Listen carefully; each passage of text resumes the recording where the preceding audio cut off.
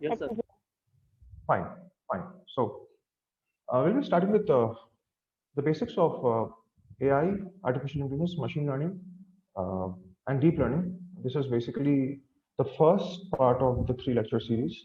And basically, I'll try to make this more of a hands-on approach so that you can actually understand how things are actually done in real life systems rather than just imparting a theoretical perspective. I'll also try to give you some coding examples and some practical examples.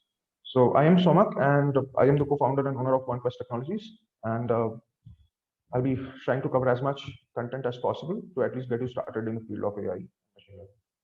So these are the highlights of the presentation. So in today's presentation, these will be the highlights. So first of all, introductory session.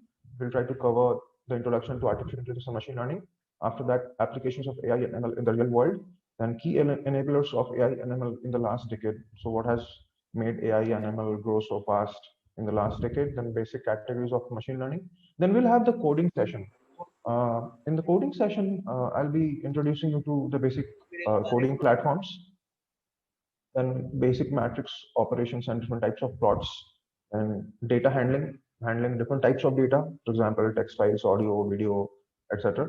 And after that, I'll give you the basic understanding about the mathematical model of a neural network, the neural nets, which are really in vogue nowadays. They're very popular, and I'll tell you how to design a simple neural network, and finally we'll go for a case study, a simple neural classifier. And maybe in the later sections of the series, we'll go to more advanced problems, real life problems. So I hope I'm audible to everybody, and my presentation is visible to everyone. Right? Yes, sir. Fine, fine. Okay. So I think who is hosting? Who is the moderator over here? Moderator among you? Goldie Solanki, is it so? No. Yes, sir. Okay, Goldie, you are the moderator, right? Yes, sir. Okay, fine.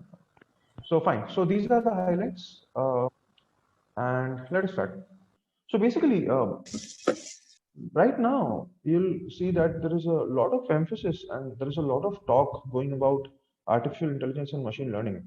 So a lot of people, for example, if I quote Andrew Ng, who's the professor in computer science at Stanford University.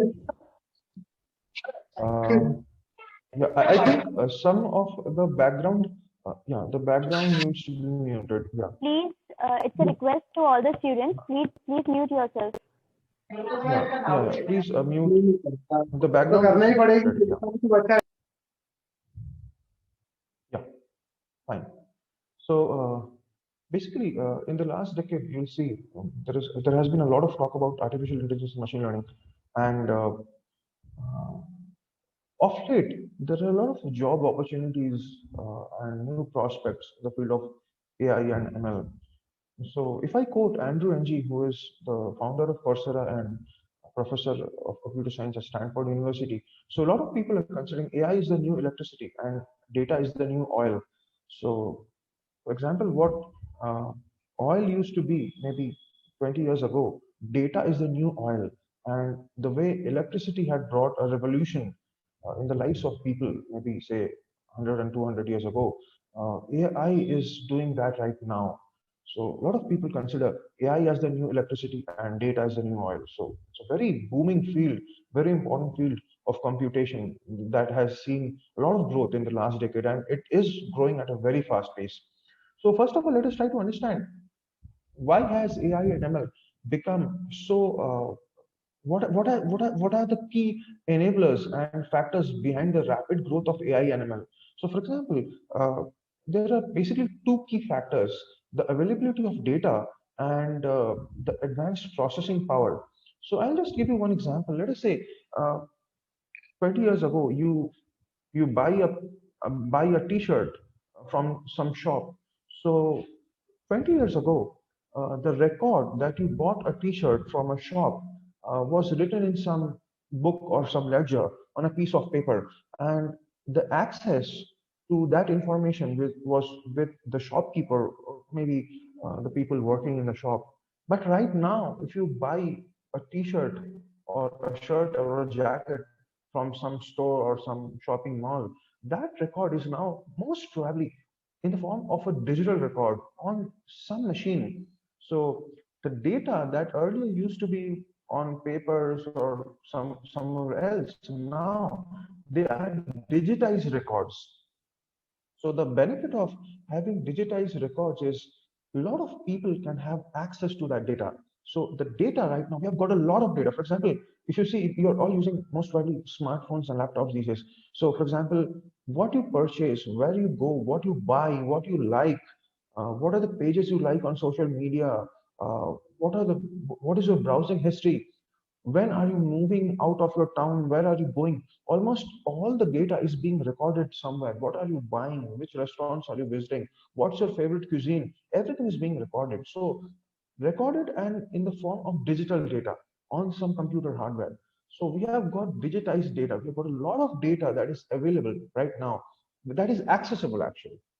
And secondly, the amount of data that is available with us is staggeringly large right now. That is also accessible. And secondly, in the last 10 to 15 years, rather the last decade, we have seen an enormous advancement in the processing power of computers.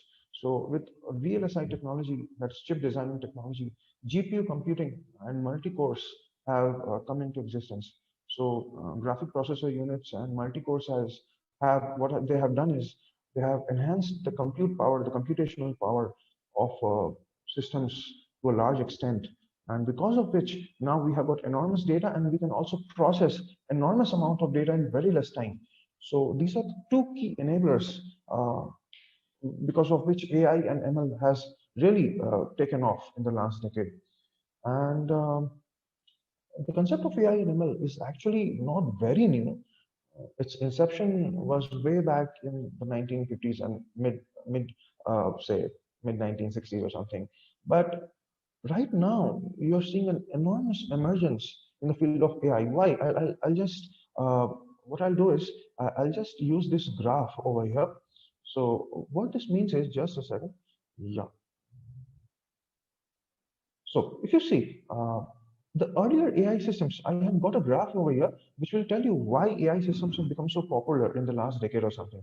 So earlier, the earlier AI systems, if you gave the AI system more amount of data, the performance of the system would improve to a certain extent. After that, it would saturate.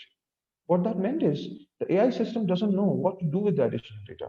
So if you're giving the AI system some data, the system doesn't know after a certain limit what to do with the data. So the performance of the system generally saturated.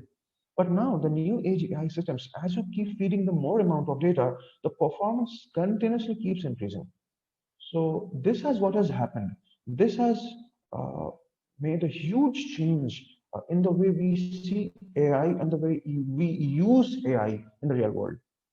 So earlier AI systems were not that efficient in real time, but new age AI systems are really efficient and really effective. And predominantly, most of you might take a course on theory of computation, POC, which is one of the most important subjects in computation. Alan Turing is also considered one of the pioneers of AI systems.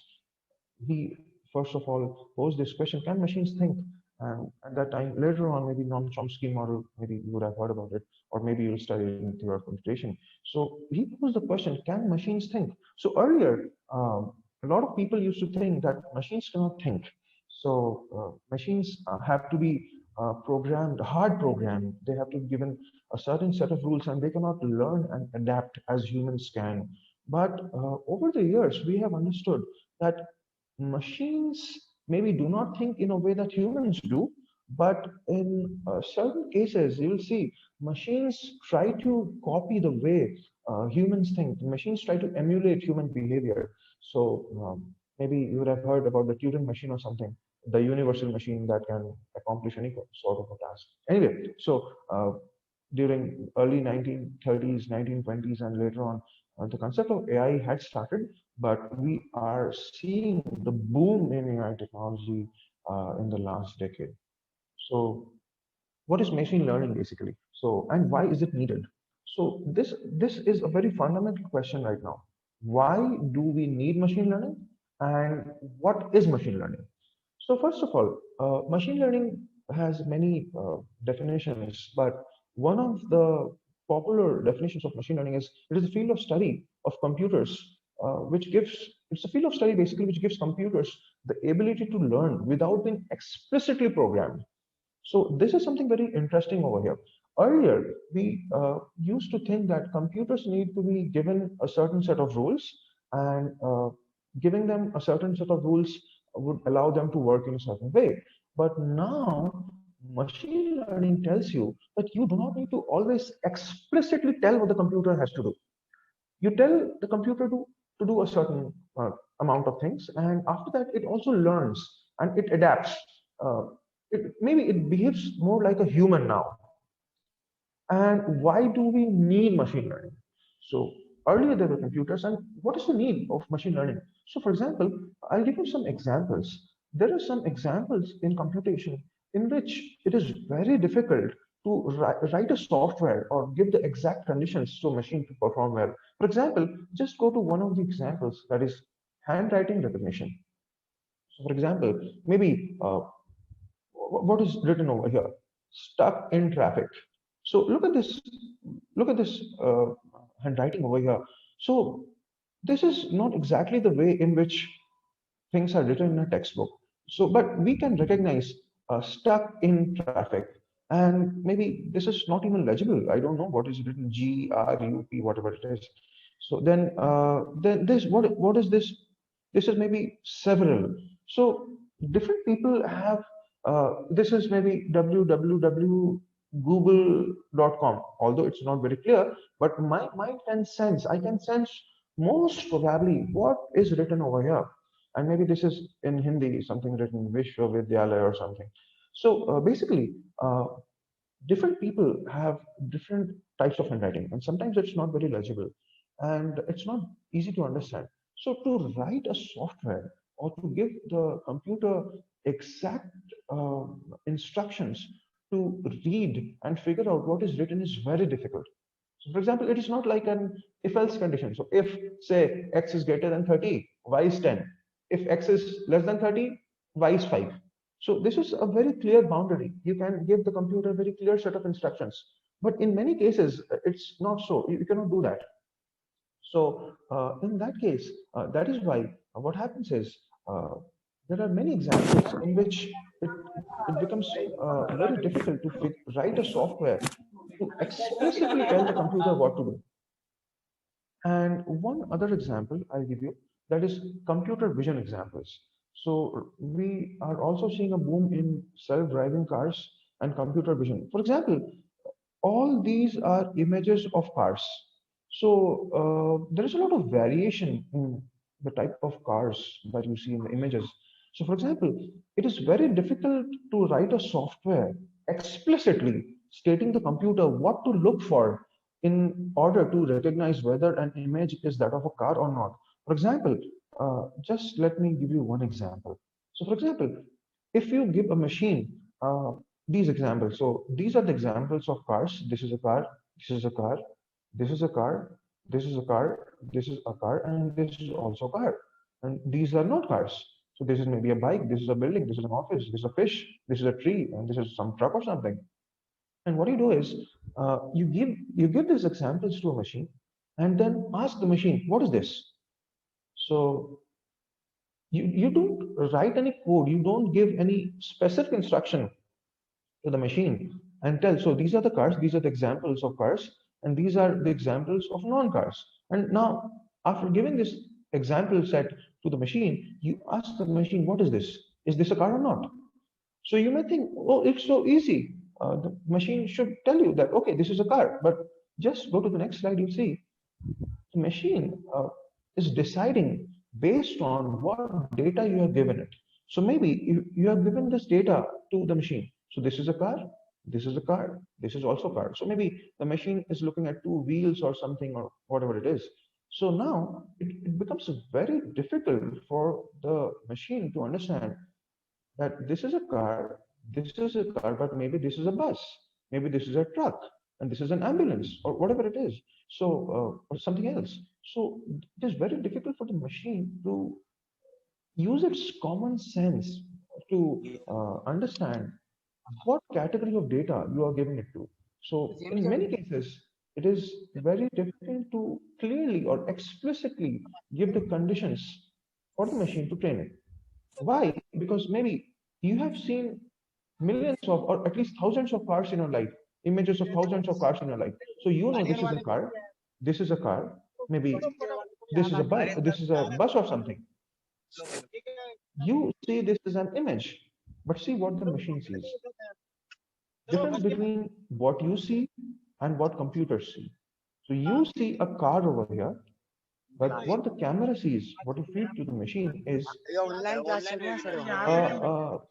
a matrix of pixel values. Students, please, it's a request. Hello. Please mute yourself. Akshay Mishra. Seniors, please mute yourself. Yeah. So, for example, what you see over here is a car, but you see a car over here. But what does the machine see? The machine sees in this image, it sees a set of values, the pixels. So maybe for you, it's so obvious. It's a car. What's wrong? But for the machine, it's not. Basically, it cannot see this image. It can see some values, which are the pixel values actually. So, in order to make machines learn, you have to adopt some different way. And what is machine learning? You try to train the machine in a way in which you train humans. So I'll give you one small example. So basically, machine learning, to be crude over here, is learning through examples the way humans learn. So for example, if there is a small baby, how do you teach the baby to speak? Do you give, suppose you want to teach a baby to speak in English. How do you teach a baby to speak? Do you give the baby maybe a textbook on grammar and composition, or a text? Okay, these are the rules. These are rules to speak in English. So this is a noun, this is a pronoun, this is how you create a sentence. So do you give the baby a textbook with all the set of rules, or maybe you give the baby small toys or something and tell, okay, this is a dog, this is a cat, this is water, this is a ball, and the baby tries to learn through examples. You don't give this complete set of rules, okay, this is how you write, you this is how you read, but you give the baby some examples, and based on which the baby tries to understand what to say, what to speak. Maybe this is a cat, this is a dog, this is a ball, this is a flower, this is a tree, or something like this. So machine learning is more like trying to copy the traits of human learning, making machines learn through examples. You give the machine a lot of examples, and the machine automatically tries to learn through the examples, just as humans do.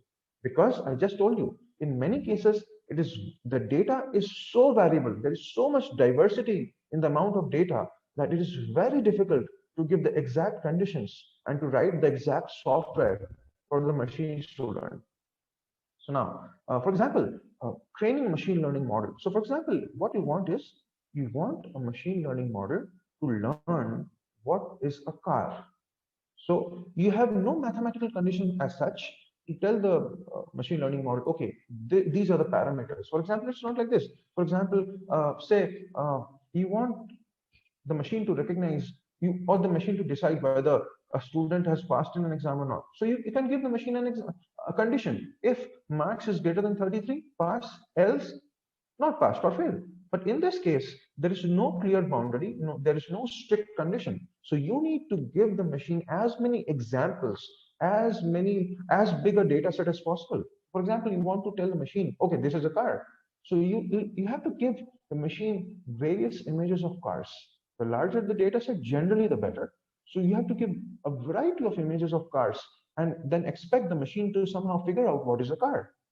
So where are the applications of machine learning? For example, if you want the machine to identify what is a car, where are the applications? Maybe you would have heard about Tesla or Tesla basically developing self-driving cars, and there are other companies who are also developing self-driving trucks. The Mars rover, for example, which goes to Mars, there is no driver to drive it, so it has to self-drive itself. So for example, if there is a self-driving car, it goes on the road, it has to recognize whether this is a car or not, whether this is a human or not, and whether this is the road or not. So for example, object recognition, or for example, object identification in real-time systems is very necessary for, say, this is one of the examples, self-driving cars. So you have to recognize, is this a car? Yes or no? Is this a human or car? This is a human. So the machine has to recognize it somehow. And the basic fundamentals to understanding, I am at slide number 16 now. The fundamental, this is somewhere the things get a little serious now. The basic of understanding machine learning is to understand how machines think, if at all you think that machines can think. So for example, machine learning is basically a combination of 4 steps: analyzing data, finding patterns, taking some decisions, and learning from outcomes. These are the 4 fundamental things, or the 4 fundamental steps pertaining to machine learning. Machine may not learn the way you do, but the machine can definitely learn. And computer science or computational science or engineering doesn't need machines to drink water or eat food or anything. If the machine can do these 4 steps, implement these 4 steps, analyzing data, finding patterns, taking decisions, and learning from outcomes, then we say that the machine is intelligent and the machine can learn. And this is an artificially intelligent system. So these are the 4 steps primarily which will judge whether a machine is intelligent or not.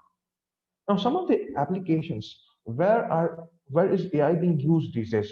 Almost you'll see in several applications now. For example, in computation, in software industry, or in the electronics industry, robotics, etc. Computer vision examples are there. For example, you can see self-driving cars, or for example, human-machine interfaces, HMIs. In medicine, in the medical field, we are developing, for example, there's a company called Analytic, which develops medical equipments which use AI, for example, automated systems, maybe which can predict whether you have a tumor that is cancerous or not, or maybe whether what are the chances that you'll have diabetes in the next 5 years or something. For example, Tesla, is into the field of electric vehicles and also self-driving cars, autonomous vehicles. Then Facebook, for example, all big tech giants, computation platforms, they have been using machine learning for a long time now. For example, Facebook to recommend you new ads, or to recommend you friends or friend suggestions, or YouTube to give you new recommendations. Similarly, Netflix or something, they'll recommend you what kind of movies based on your previous traits, based on the previous data. They'll try to give you new recommendations. Manufacturing, obviously, IoT, Internet of Things, and automation is taking a serious place over there.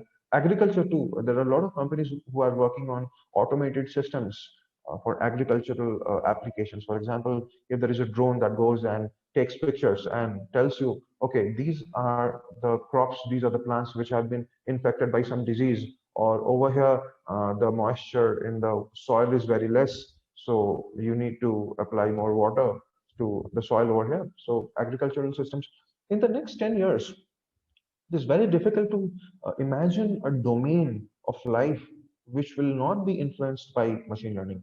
So in the next 10 years, most probably you'll see almost every domain, almost everywhere, you'll see some application of artificial intelligence machine learning. So this is a very good time to start out with machine learning and AI. So for example, all undergraduate and graduate students, or maybe Ph.D. students, this is a very good time to start with machine learning, start learning machine learning, and implement some of the machine learning algorithms. And as you progress along the path, you'll see you can understand better, you have better insights into how machines work. So first, now what I'll do is I'll start with machine learning, and I'll first of all categorize. There are fundamentally 3 major categories of machine learning. First is the unsupervised learning. There are basically 3 categories: unsupervised learning, supervised learning, and semi-supervised learning. Although there are other categories as well, such as transfer learning or say reinforcement learning, etc. But I'll rather stick to the three fundamental categories. So, for example, machine learning is basically giving the machine some data so that it can analyze the data and learn from it, just like humans do.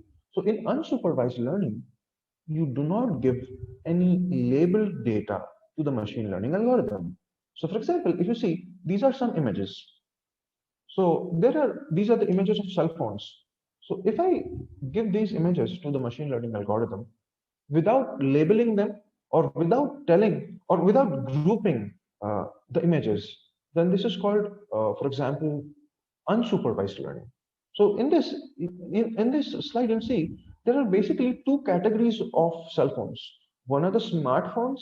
For example, this is a smartphone, this is a smartphone, maybe this is a smartphone, this is a smartphone.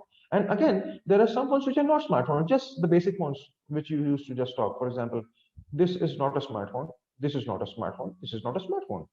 So I know the category of the data. I'll not categorize the data. I'll just give the data to the machine learning algorithm. And I'll see whether the machine learning algorithm can figure out, or maybe I'll try to see if the machine learning algorithm can find some pattern in the data.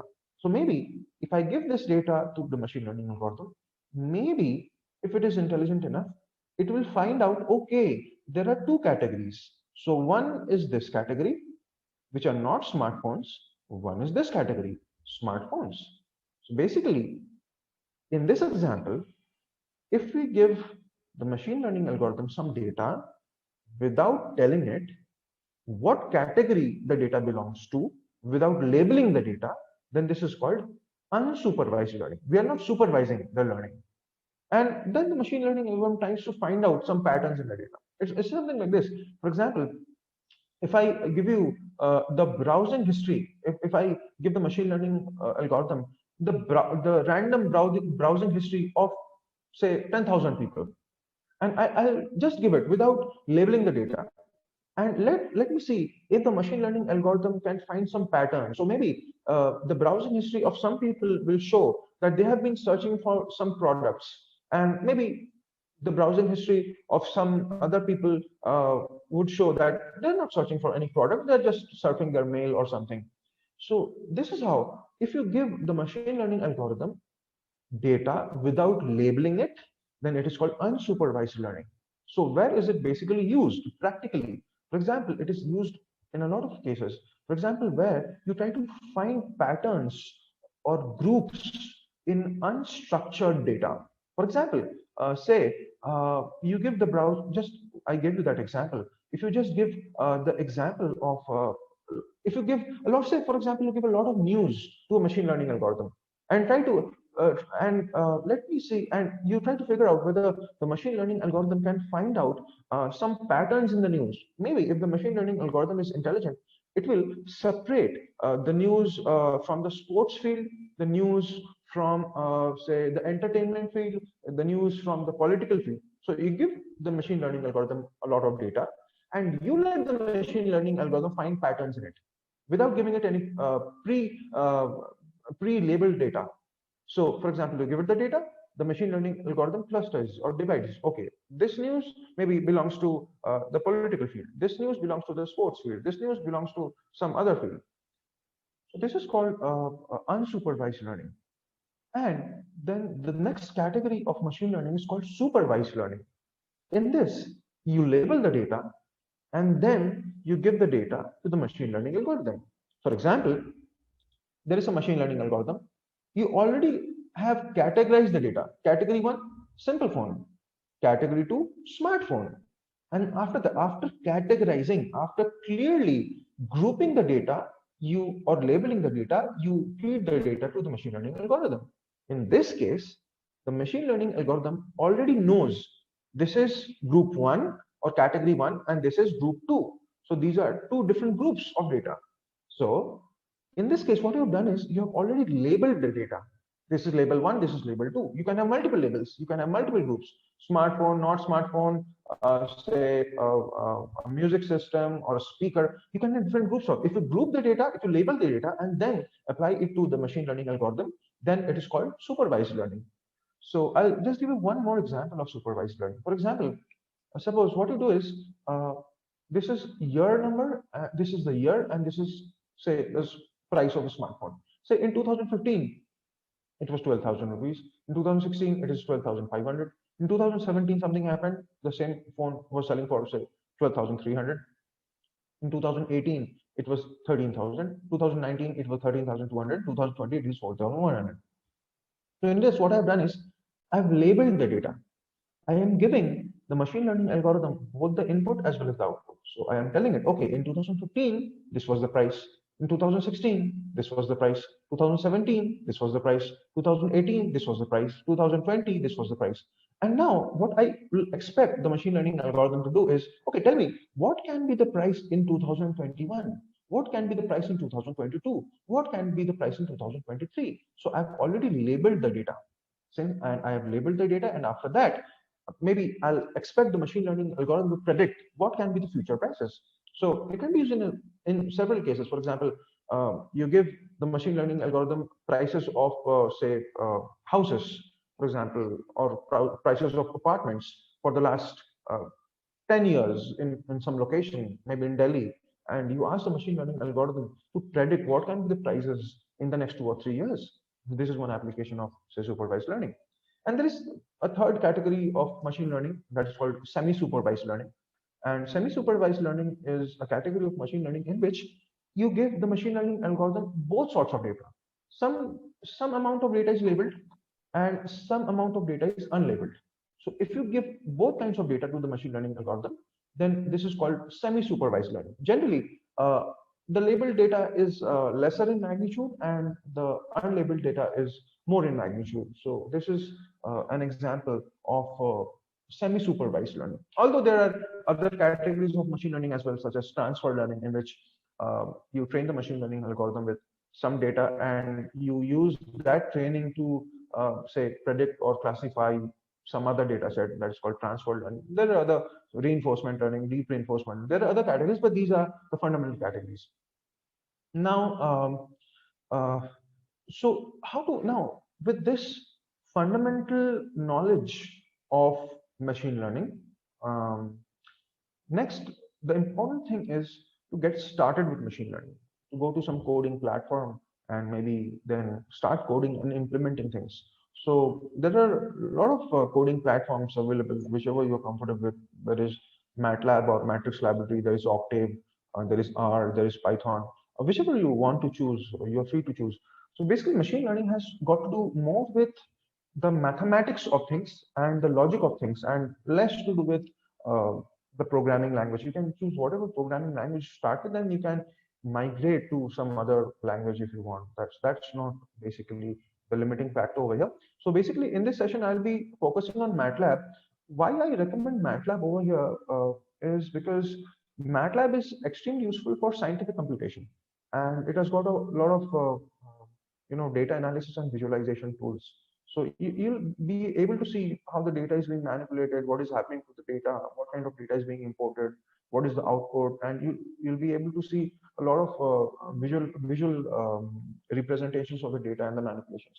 What it helps you with while you are learning, say, machine learning, it will help you in understanding what is happening to your data. How is the machine learning algorithm responding to the changes in the data, how the matrices are being changed. So this is a very good way to start. And after that, you can also migrate to other programming paradigms such as Python or Octave or Veka or Julia, etc. So this was basically the introductory part of the machine learning. So what is machine learning? What are the basic categories of machine learning? Where you can use machine learning? And after that, now I'll rather start with the practical applications of machine learning, how to deal with data. So first of all, I'll introduce you to the programming platform, and after that, I'll tell you how to handle different data types. Excuse me.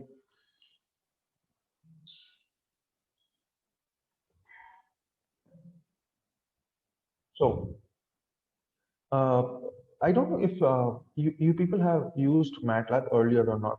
So it's a very easy and very simple sort of an environment. MATLAB stands for Matrix Laboratory, and it was developed by Cleve Moller, a mathematician and scientist, who primarily developed this tool to for numeric computation, and where mostly scientists and engineers back in the day in 1980s and 90s. Earlier than that, they used to use C or Fortran and Algol before that. So after MATLAB was introduced, it is used at various places wherever you need numeric computation, or the compute paradigm is mostly mathematical in nature. It has got a lot of inbuilt functions and all. So I'll just start with MATLAB. So basically, if you, I'll introduce you to the MATLAB environment. Just a second.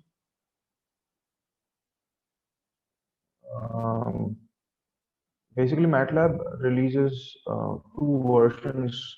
I'm just starting MATLAB. MATLAB generally releases two versions every year, the A version and the B version.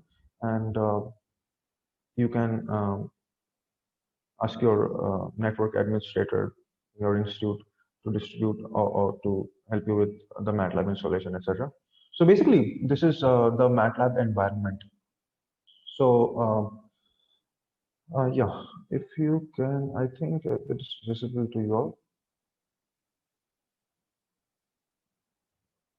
So for example, this is the command window. So over here, I think you people are using MATLAB 2018 or something, or maybe 20, I don't know.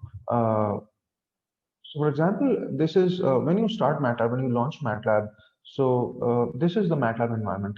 So here we have the command window. So right now we are starting with the programming part, just to give you the basic idea of how to use MATLAB. So for example, this is the MATLAB environment. Over here, you will see this is the command window. Whatever code you want to write, you write in the command window. And after that, you'll see there is another window over here, which is called the workspace. The workspace basically saves all the variables that you create during execution of the program. So basically, and this is the current folder. So this gives you, you can change the path. So this tells you the current folder where you are. So this is the command window. This is the workspace. I'll take you through some basic examples which will help you in understanding how MATLAB works. So for example, just excuse me.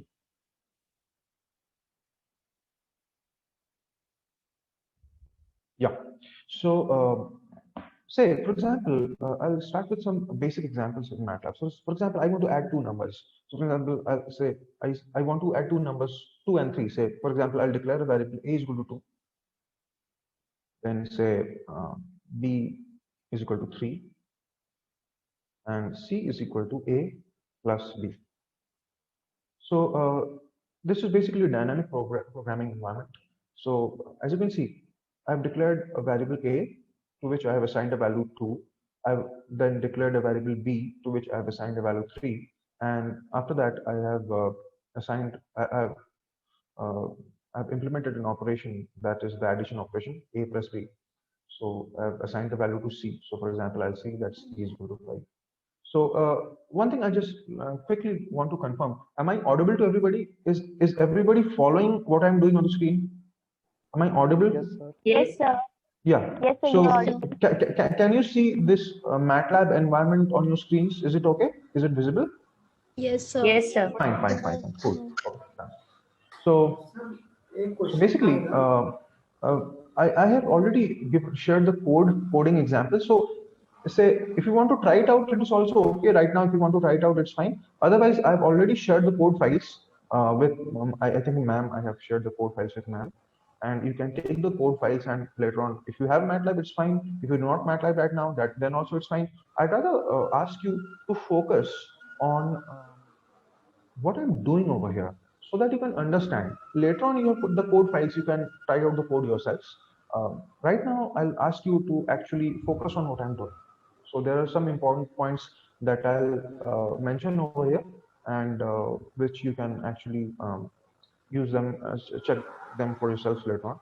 So for example, yeah. So what I'm saying is a is equal to 2, b is equal to 3, and c is equal to a plus b. So for example, in C, if you want to do the same operation, maybe you would have to write int a comma b comma c. For example, you had to say write the variables. For example, so for example, int a comma b comma c. Then for example, you had to say write a. After that, you have to declare what kind of variable you are using and so on. But in this case, it's dynamic programming, so you don't need to specify the type of variable that you're using. So you can just use it that way.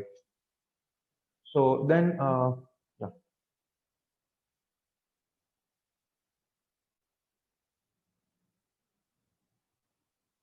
So after that, for example, say over here, one other thing that I'll ask, just admin system.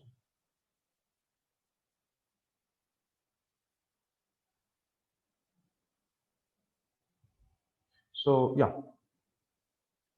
So for example, you'll see as I've written a is equal to 2, b is equal to 3, and c is equal to a plus b, three variables have been created in the workspace. So as I've written, so I'll just, what I'll do is I'll just uh,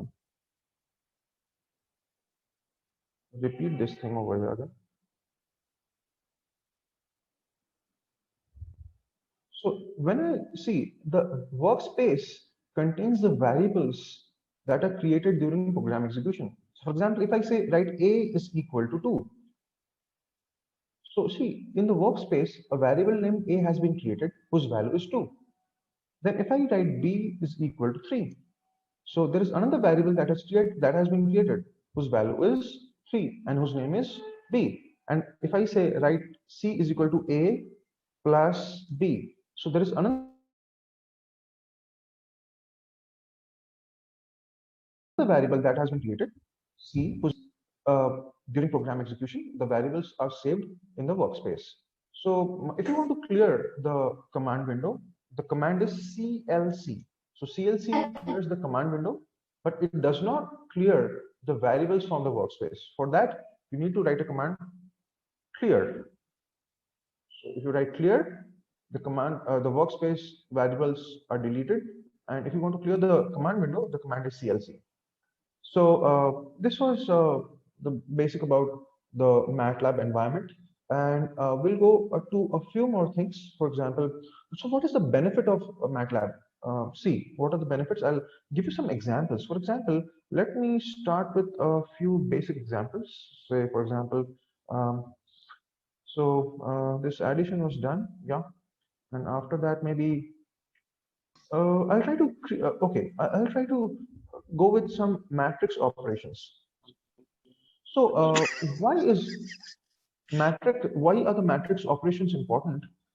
Because when you study matrices in your school level or in linear algebra in college level, you'll see there is a lot of focus on matrices because matrices are arranged group of numbers. And what your computer sees, for example, you may see an image, you may see a video, or you may hear a sound, but the computer understands only matrices, only patterns and rows and columns of numbers. That is why matrices are critically important while handling data, data objects, real-time data. So matrices are very important. So let me create a few matrices for you, and let me say how to manipulate the matrices. I'll show you how to manipulate some matrices. For example, to create a matrix, we use square bracket like this. So for example, if I say a is equal to a comma 1 comma 2 comma 3, then 4 comma 5 comma 6, and then I hold down enter. So for example, you'll see that there is a matrix 1 2 3 4 5 6 like this. So if I want to create two rows, say maybe two rows and three columns, then it goes like this. B is equal to say 1 comma 2 comma 3, then 4 comma 5 comma 6. So you have created a matrix whose first row is 1, 2, 3, and the second row contains the values 4, 5, 6. So this is, if you use this semicolon over here, then you can create a matrix with this. And for example, in MATLAB, for example, you want to calculate the transpose of this matrix. So you know what is a transpose basically. A transpose is nothing but if you convert the rows into the columns and the columns into the rows, then it is called a transpose. For example, say I want to calculate a transpose of matrix B, right? So let's write it for you. So if you convert the rows to the columns and columns to the rows, then this is called a transpose, the transpose operation. So in C, if you want to calculate the transpose, then maybe you'll have to uh, write a bigger program. Say, first of all, list all the variables in the rows, then list all the variables in the columns, and after that, interchange the rows and the columns and use a loop or something. But in MATLAB, see, it is so easy. Say they have already got uh,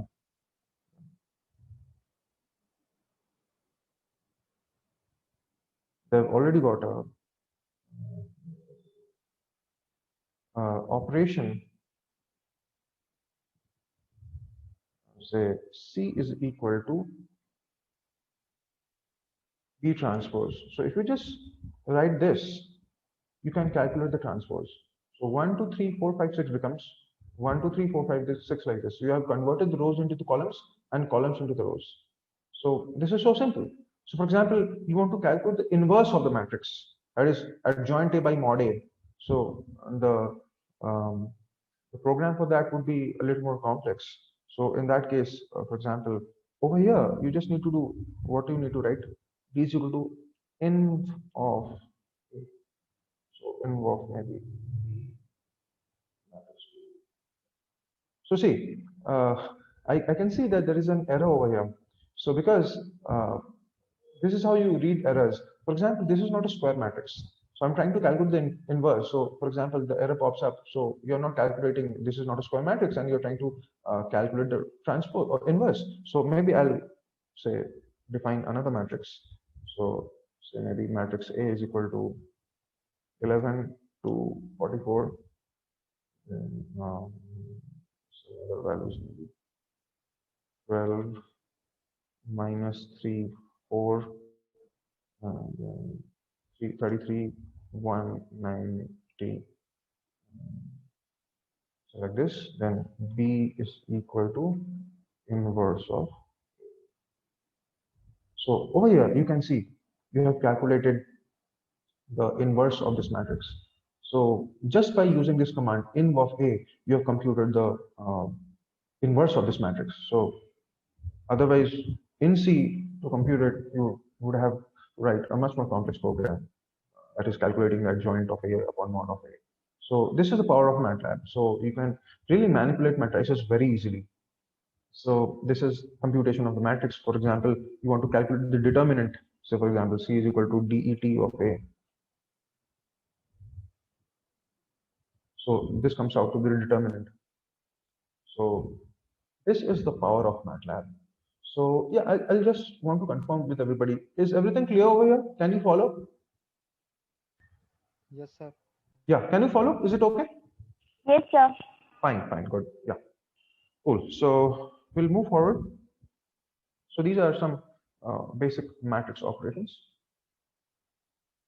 So I'll clear the screen for you. And after the matrix operations, maybe I already shared all the codes. Then maybe, yeah, I'll try to give you one or two more examples, more insights into data. For example, say when I write A is equal to say 2. Let me first of all clear all variables. So if I write A is equal to 2, so for example, you can see what you think of it is a variable whose name is A, and whose value is 2. Let us try to understand what the computer thinks of it. What does the software think of it? So I'll write a command, whose A. So it will give you the attributes of the data. For example, the name of the variable is A, the size is 1 cross 1. So what you see as a single variable A over here, the computer, for example, the software MATLAB sees it as a matrix which has one row and which has one column. So see how differently the the computer visualizes things. So the number of bytes it occupies is 8, and its class. So MATLAB is different classes, double, UI, and etc. I'll cover that later on. So its class is double. So you'll see. So this is what the software MATLAB thinks of this variable A. So maybe I'll go to another example.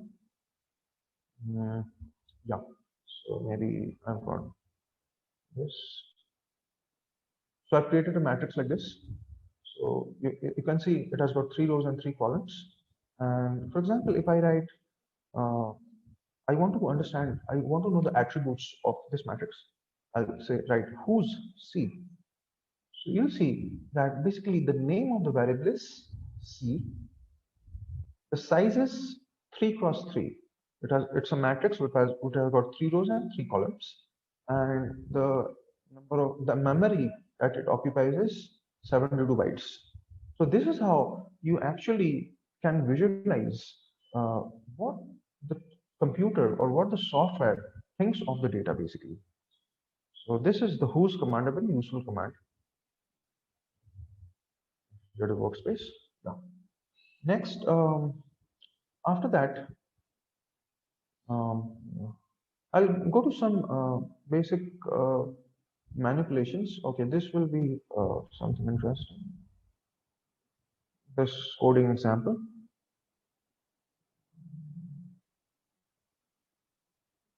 So let me go a little slow. Example. So I've created a matrix over here, which has got 4 rows and 3 columns. Now, what I want, say, I want to remove the second column. I want to remove this column. Because you see, when you talk about data science, artificial intelligence, and machine learning, you need to manipulate a lot of data, and data is generally in the form of matrices. So in that case, you need to know how to manipulate data. So suppose you want to remove this column, this row from this matrix. So this is basically, this has got 4 rows, 4 cross 3 matrix. You want to convert into a 3 cross 3 matrix, and you want to remove this row from here. So what you can do is, you can just write this. To remove, for example, what I'm doing is, A2 comma colon is equal to blank. What we'll do is, it will go to the second row. This stands for the row, and this part stands for the column. It will go to the second row, and you're assigning it a blank matrix. So what we'll do is, it will remove it, it will delete it, and see what we'll have. Now see what has happened. You've got the first row, you've got the third row, and you've got the fourth row. But the second row has been deleted over here. See, the second row has been deleted over here. So this is how you can delete rows and all. And there are a lot of other matrix operations. So you can just try out different matrix operations. A lot of resources are available online and textbooks and all. So you can get started with MATLAB. It's a really helpful tool in analyzing and visualizing what happens to your data. So that helps you in understanding how to manipulate data. So these are with some basic matrix operations. Then maybe I'll go to some plots. So this will be more interesting for you. Maybe I'll go to some plots. Say, for example, I want to plot maybe a sine curve. I want to plot a sine curve for you. And how can I plot a sine curve? So, for example, say I want to just to give you one example. Just a second. So just open a Word file.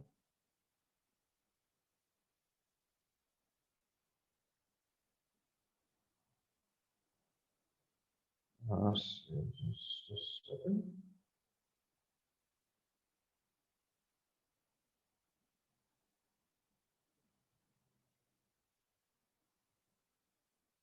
So, for example,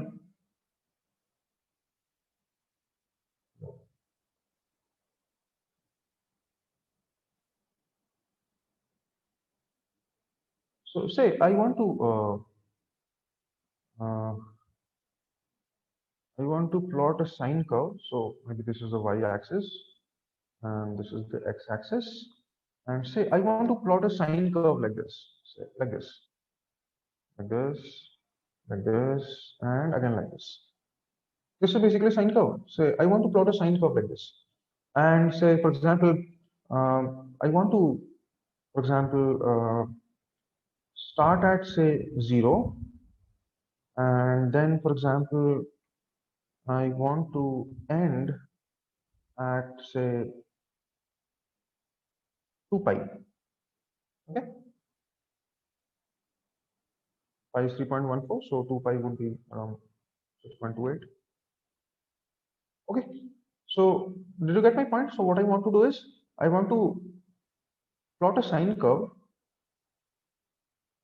which I want to start at 0, and I want to plot it till say 2 pi. Okay, I want to do this in MATLAB. So what I'll do is, for example, first of all, I need to specify uh, what will be my starting point, what will be my ending point. So I write the code like this. For example, x is equal to say 0 colon say 0.1 colon 2 into pi. Okay, so what I'm doing over here is, say this is, for example,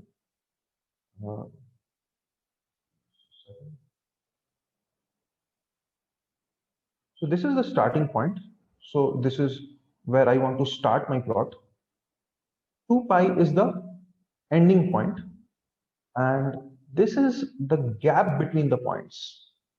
So if the first point is 0, the next point will be 0.1, the next point will be 0.2, the next will be 0.3, 0.4, 0.5, 0.6, 0.7, up to 2 pi. So 2 pi is around 6.28. So you can also say like 0.01, whatever you like, and say I hold down enter. See what happened. So the first point is 0, as I had already defined it. The first point is 0. The next is 0.01. I've already decided that the gap between the separation between the points should be 0.01. So the next point is 0.01. The next one is 0.02. The next is 0.03, 0.04, 0.05, 0.06, 0.07, 0.08, and so on. And you've got so many values. And what is the last point? See, 6.28. So this is 2 pi. Pi is 3.14, so 2 pi 6.28.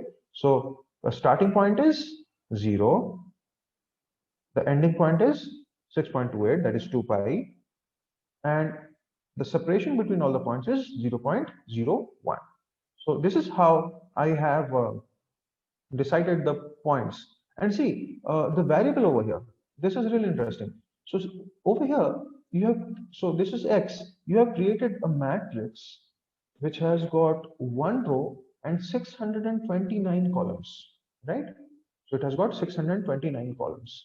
So for example, you can see, this is the first column, second column, third column, fourth column, so on. So there are total 1 into 629, that is 629 values. So this is again the power of MATLAB. You exactly know what is the size of the data, what are the attributes of the data. So now I have chosen the points, and after that, I want to calculate the sine of x. So say, I'll say y is equal to sine of x. You don't need to write any command like include math.h as what you had to do in C. It has got already inbuilt functions. So I'll say y is equal to sine of x. Just as I hold down y is equal to sine of x, I get all the values. So for all the values of x, I am again getting all the values of y, again 629 values. So if I then say write a command figure, F-I-G-U-R-E, figure, so a blank figure window opens up. So this is a blank figure window that opens up. And if I write say plot y, see what will happen. See, you have plotted. What you have done is you have plotted the graph of y is equal to sine x. So you'll see what you'll see is you'll see the x-axis. So the x-axis has got around about 629 points, and you look at the y-axis. It varies between the values vary between -1 to 1 because sine x varies between -1 and 1. So 1 is the maximum value and -1 is the minimum value. So you can, this is how you can plot a sine curve over here. And if you want to label the x-axis and the y-axis, you can use the commands, these commands: x label, label, say values of x, and y label values of y. This is the syntax that you need to follow. So see what will happen to the graph now. So you have labeled values of x and values of y. Now you want to tell somebody what is this graph exactly.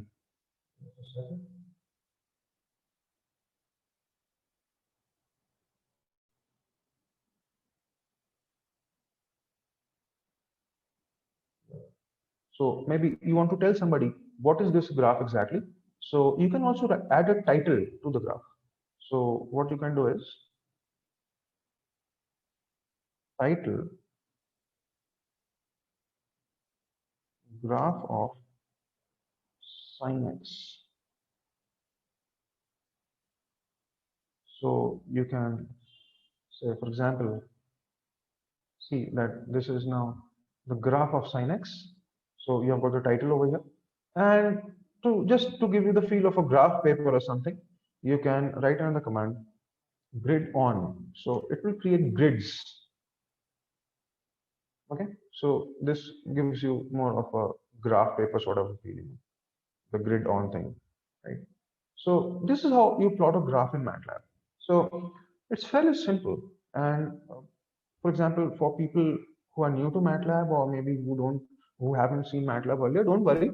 I've already shared these coding examples, and probably this video session would be recorded, and you can go through the video session later on as well, and gradually try out the steps on that. So you'll get a maybe a much convenient pace of learning for yourself. So this is how you can create a graph like this. So yeah, let me clear this thing. So this is how you basically plot some fundamental graphs or something. So after plotting a basic graph, let us quickly move on to some other interesting examples. So for example, a sine curve was okay, and well, I can also plot multiple curves, and maybe I'll go to the stem curve, maybe, for example. Yeah. One of the short example would be the discrete version. So this is a continuous curve. So maybe, for example, I'd like to plot something like this, the stem curve. For example, x is equal to 1, 2, 3, 10, 9. Okay. So these are the values. I want to plot the discrete values, not the continuous values, the discrete values. So I can say, I can write stem x. Let me just introduce a small error for you. See, this is the error. Undefined function or variable small x. I have defined the variable here as capital X, but over here, by mistake, or rather, I did it intentionally over here. I have written small x, so it doesn't understand. So it gives you the suggestion. Did you mean stem capital X? Yes. So did you mean x? Yeah. Stem x. Just a second. Bigger.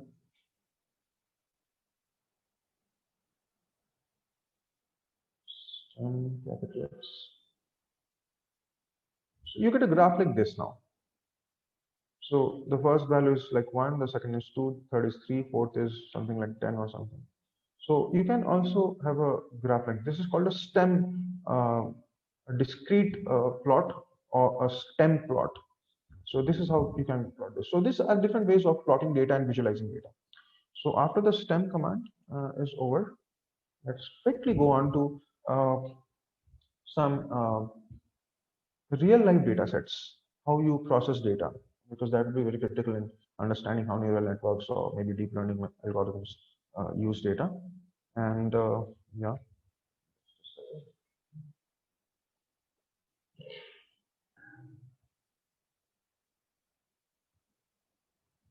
Can everybody follow? Yeah.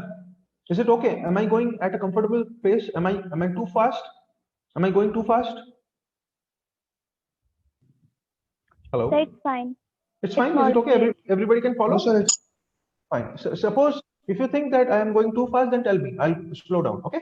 So maybe now next we'll come to some real life data sets now. So for example, I've got a data set. For example, I've got say an Excel sheet like this, right? Say I've got an Excel sheet like this, and I want to import this Excel sheet. Till now, the data formats that I was using, I was generating some matrix and all. I was manipulating some matrices. Now I want to process some real life data. Suppose I got an Excel sheet like this. It has got some words like some spam words or something, some catchy words, and I want to import this Excel sheet to my system, to the MATLAB software. So what I need to do, there is a command in MATLAB, so which is something like XLS read. So I'll just do it for you.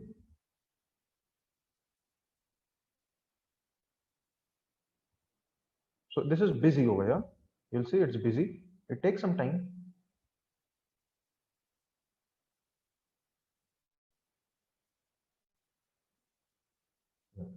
It was a big Excel sheet actually.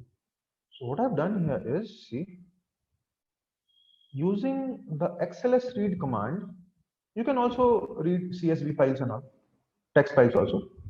So I have used the command XLS read. So this is the Excel sheet. You can read Excel sheets like this. So I have imported it as a string. So see, what I have done is the string contains, it's basically cell 5414 cross 1. So it has got 5414 rows and 1 column. So I have imported it as a string. The entire Excel sheet now has been imported. You can see it on the command window, and you can also see the variable on the workspace, right? So this is the string. So you see, you can also see the string over here. If you click on the variable over here, you can also see the string, the attribute service. So this is how you can import an Excel sheet. There is a command called XLS read. So this helps you in importing Excel files. So after importing the Excel file, maybe I'll import something else. Some interesting things now would start happening. So this is the Excel one is over. Now audio. I don't know if you'll be able to hear the audio or not. I've shared the file. So first I can hear the audio.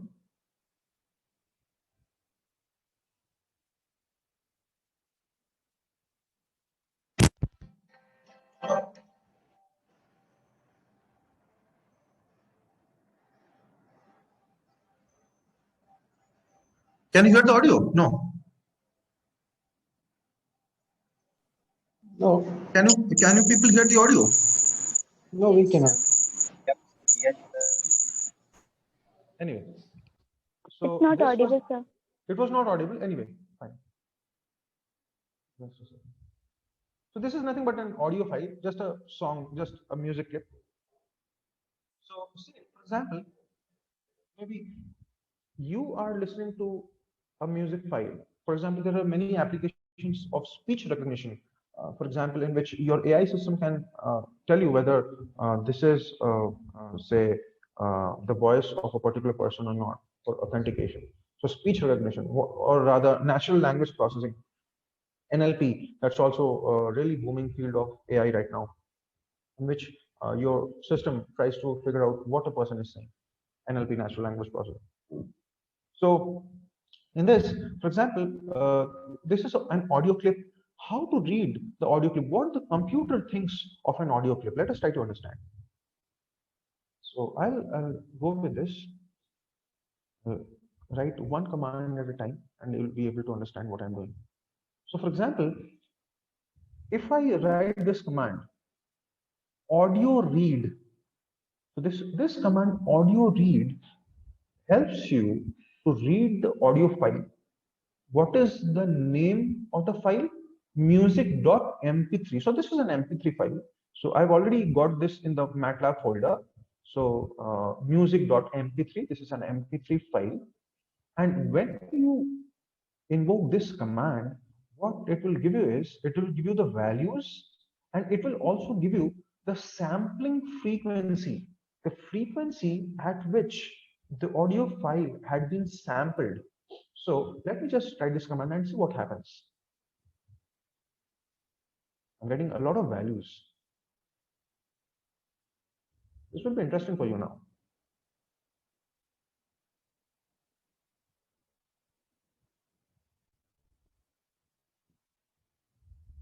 Can you all see this? Can you all see the command window?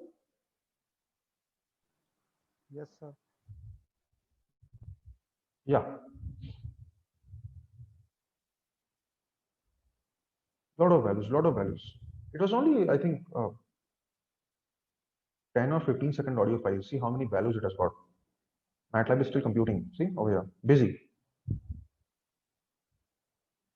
See, busy over here. Still trying to find out the number of values. Busy. So when it is busy, it means it's computing. The computation isn't over yet.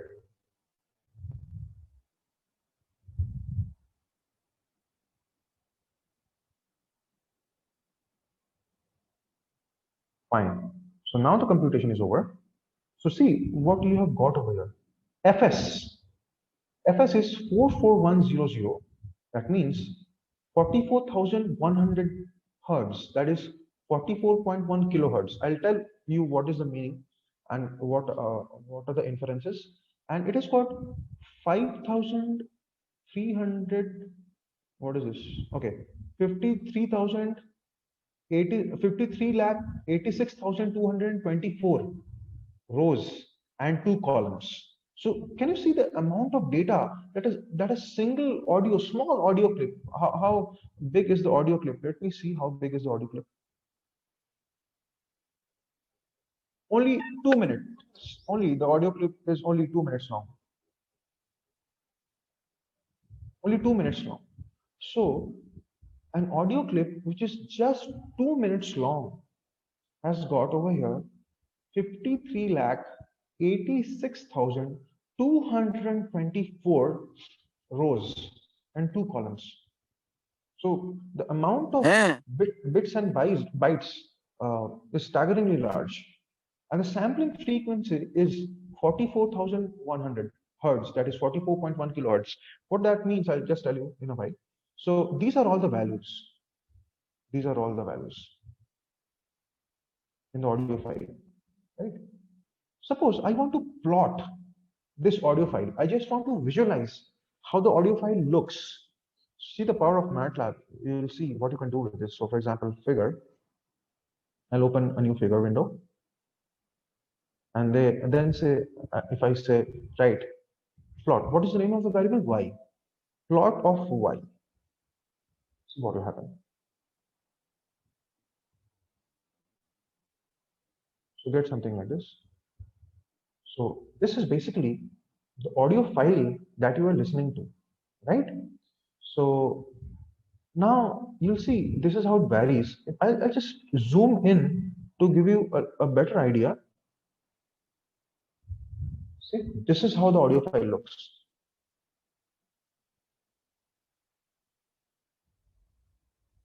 This is how the audio file looks, right? So it has got so many values, and this is the plot of the audio file. So this is how you import and analyze real-time data. Because in machine learning algorithms, for example, in speech processing, you'll have to process audio files. In say image processing in computer vision problems, maybe you'll have to process images or videos. So this is how you read audio files, and this is how you can plot the audio file and see, say, how it actually looks. See the variations in the values. So this is what you can do with this audio file. And although this sampling frequency is not directly maybe related to it, but I'll just share one important thing with you. So for example, yeah. So for example, for audio, maybe just to increase this, maybe you would have studied in physics. We can hear the audio, or what is audible to us. Audio is generally, audio rather not generally, it's actually between 20 hertz and 20 kilohertz, right? So this is the audio range. So whatever audio you can hear, it is between whatever is audible to your ears or human ears is 20 hertz to 20 kilohertz. And generally, whenever automated systems, speech processing systems take samples of data, generally they have to sample it at a frequency fs, which should be at least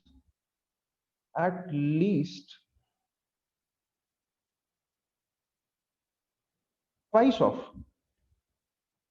the maximum frequency of the audio. For example, the maximum frequency of the audio is what? 20 kilohertz. What is the twice of 20? 40. So the minimum, at least you will have to sample it at 40 kilohertz. In general, in worldwide, there is a worldwide accepted norm in which we generally sample audio files or audio clips at generally a little higher rate, that is 44.1 kilohertz. That's a general rule almost everywhere. It is accepted worldwide. So we generally tend to sample it at a little higher rate of 44.1 kilohertz. That is like 44,100 samples per second. So your microphone, the microphone in your phone, or in your cell phone or your laptop samples your voice at 44,100 samples per second. It takes 44,100 samples in every second. So that is why you will see in just an audio clip of say 2 minutes or something, there's so many values. So this is about the sampling frequency. This is called a DAT file, digital audio tape file. This is the sampling process. Anyway, so this is the sampling frequency 44,100, and these are the number of values that you have. So this is how you can analyze an audio file. So after this, I'll go to the image analysis. Maybe. So this is how you have read an audio file. So for example, so suppose this is an image. So this is an image. This is a very standard black and white image basically over here. So what you see over here is an image, but the computer does not see an image. Okay, the software doesn't see an image. What it sees is pixel values. So how do you read pixel values? So for that, what I'll write is, I'll write a command for that. So for example, what is the name of the image? Cameraman. What is the type of image? That is, this is a JPG file. So I can write a command, say X is equal to IMREAD, image read. This IMREAD stands for image read. Cameraman .jpg. Okay, and just as I hold down enter, see, we'll see all the pixel values. You can see all the pixel values.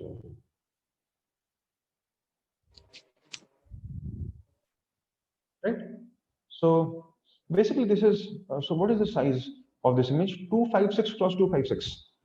So basically it has got 256 pixels along the x-axis, 256 pixels along the y-axis. This is not a very big image, and you can see all the pixel values over here.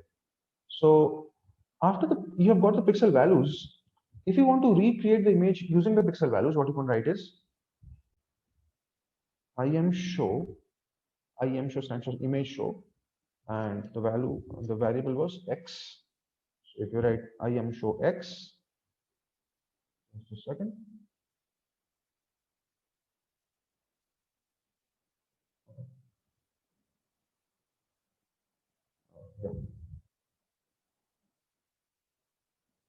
You don't need to put the comma over here. So IMShow x. So what you have done is you have created, say, you have recreated this image from the pixel values. From the pixel values, you have recreated this image. And I can also analyze different sections of the image. For example, there is something called in MATLAB, you have got something called the IM tool, image tool.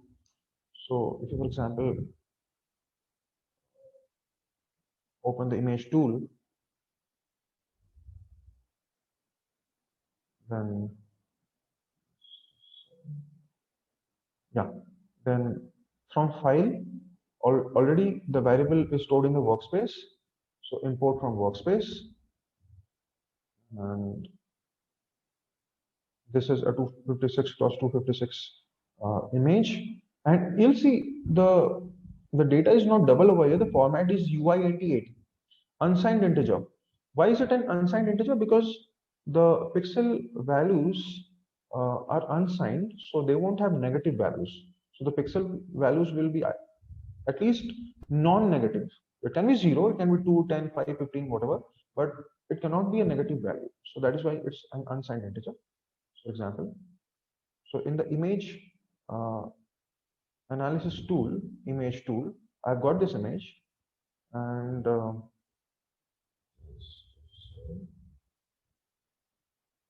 so after this, what I can do is I can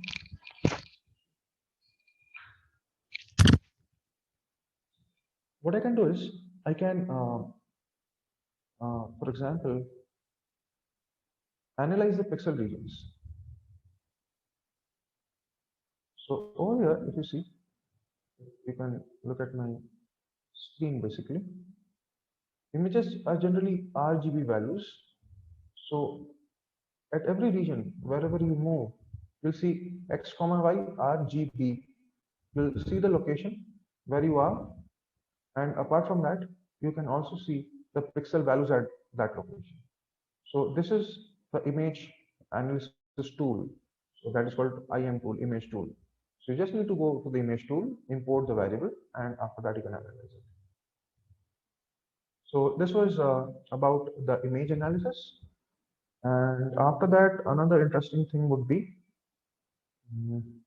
the video analysis. So as you can see, there's a lot of video processing. You share a lot of data, videos on social media platforms, etc.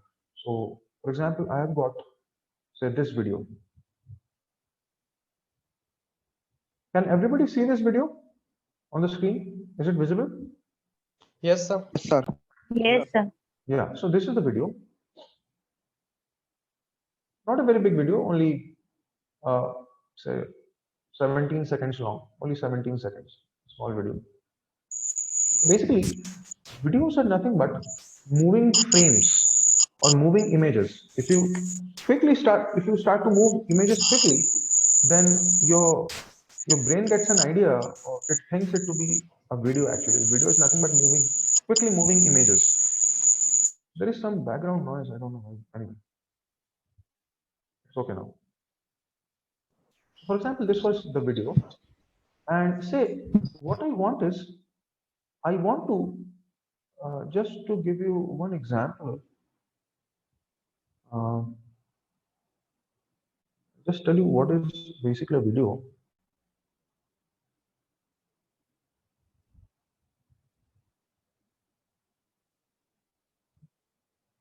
So basically, a video is nothing but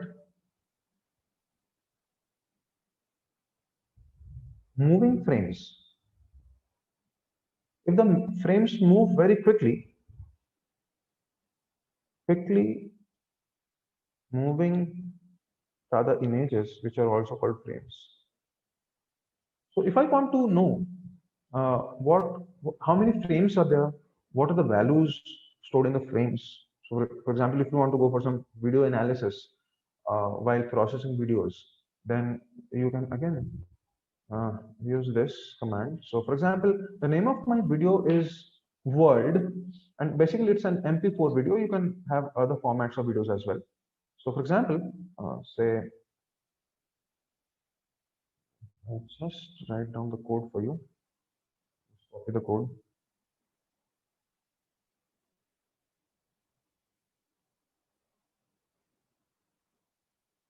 For example, what will happen right now, you'll see.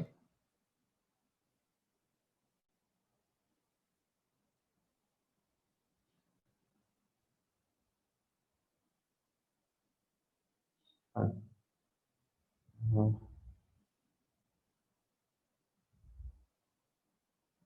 me take one step at a time to understand better.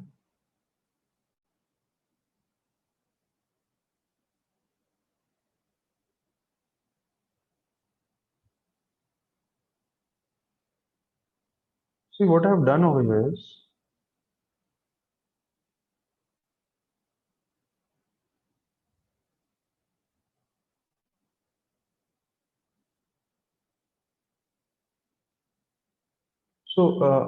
there is a command called video recorder. Using this video recorder command, I am trying to read the values in the file world.mp4. And there are a lot of frames. I'll count the number of frames as well. For example, if I write read, so in this video recorder command, if I use the video recorder command, then I'll get all the frames in this file world.mp4, and all the frames will be stored in the variable number v, in the variable named v. So for example, if I want, say, if I name frame 1 is to read v comma 1, I can read all the values in frame number 1. For example, if I want to read the values in frame number 10, I can say read v comma 10. So I'll get all the values of frame number 10. Similarly, frame number 2, frame number 5, frame number 6, and so on. So what I've done is, after that, after reading all the values of frames, I also want to see what do the frames look like. So for example, over here you will see I've got two images. This is frame number 1, and this is frame number actually 10. So this is figure number 2, this is frame number 10. So you'll see, so these are the, I have broken down the image, the video into frames. So what did I tell you? The video is nothing but moving frames, generally at the speed of at least 24 frames per second. So if images move faster than 24 frames per second in front of your eyes, your brain cannot sense that it's these are moving images, but you think it to be a video or something.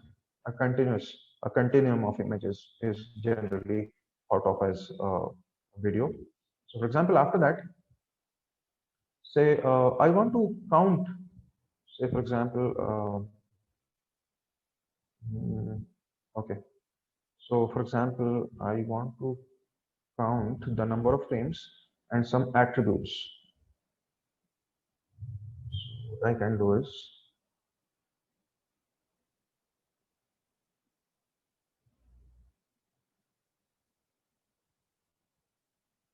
yeah.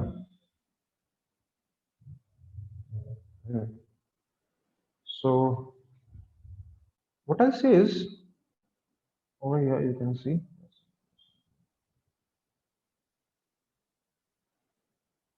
yeah. So I can see, say the number of frames, the total count of frames is 901. So this short video clip has got 901 frames, and each frame, if you try to analyze it, you'll see this is the width, this is the length, and basically these are the pixels. These are the pixels along x and the pixels along y, and you'll see how the energy of the frames vary as the pixels, as you move along the pixel width and the pixel length. So this is a visualization of each of the frames. You can take any of the frames and visualize it like this. So this is an analysis of video frames. So this is how you can analyze text files or audio files or video files or image files, because in real life machine learning problems, you generally need to deal with a lot of different data formats. So you need to understand and you need to know how you can actually process different data formats, right? So this was about a basic primer to the video processing thing. And after that, we go to the neural nets. By the way, I've shared all the files. You can later on try it out on your own. So yeah, so video processing is over. Now, in the concluding part of, so for example, in this presentation, we have already seen one of the programming platforms, and after that we have seen some basic matrix operations. We have seen some plots, we have seen how to import text files and how to analyze an image, an audio, and a video. Now we are going to move towards a very important real life machine learning application, that is the neural networks or the artificial neural networks. So basically, this is where I would like to ask all of you to pay a little attention, because this is something new for you, and this is something which is a little mathematical, and this would be the concluding part of our session for the day. So yes, um, I think we'll continue for another half an hour, and I expect to finish it off within half an hour. So am I audible and clear to everybody? Just to check once. Yes, sir. Yeah. So can you, is it okay if I continue for another half an hour? Is it okay? You people can follow, right? Half an hour? Yes, sir, it's fine. Yes, it's yes. Yes, Fine, sir. fine, fine. Okay. Fine. Yes, sir. So fine. So the last half an hour is a little crucial, because now I'll actually, after all this data processing, I'll introduce you to the actual machine learning model, one of the machine learning models that's called a neural network.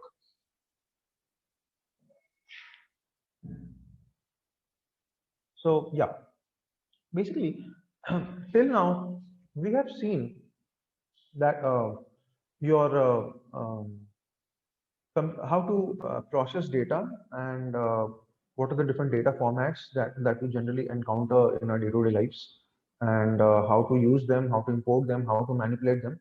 Now we will actually try to understand how a machine learning algorithm processes it, and what does the machine learning algorithm do with it, and how does it analyze, and maybe I'll try to give you a few examples. So artificial neural network. So basically, yeah.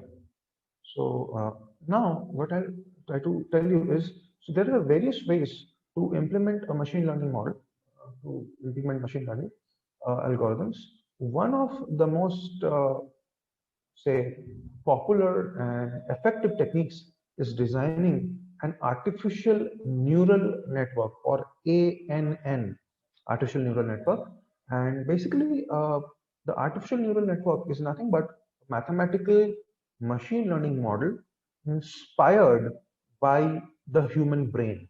Okay, the way human brains for example process data, artificial neural networks basically are kind of a mathematical model that tries to copy the attributes of a human brain. For example, I'll just quickly say,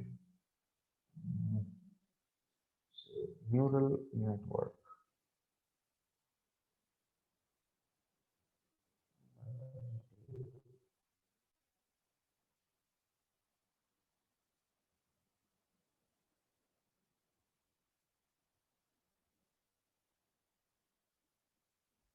So yeah, I'll just say,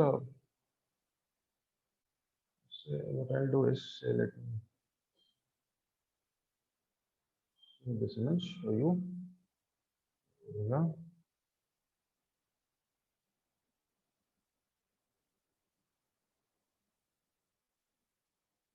And let me just